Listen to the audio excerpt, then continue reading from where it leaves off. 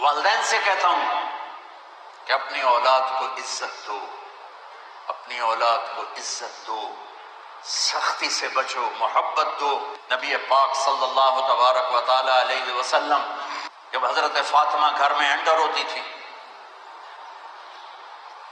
वो दरवाजा ये बैठे हुए हैं तो आप बैठे नहीं, खड़े हो जाते थे,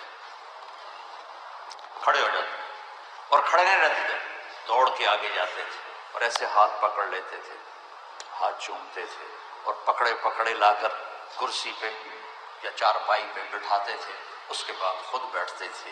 ये इज्जत आपने अपनी औलाद को दी तो वो इज्जत वापस आई। तो मेरे नबी का एक खूबसूरत पैटर्न ऑफ लाइफ है, वो अखलाक सीखो बच्चों, वो अखलाक सीखो, मोहब्बत, उल्फत, दरगुजर, माफ करना, गाली से बचना, नफरत से बचना।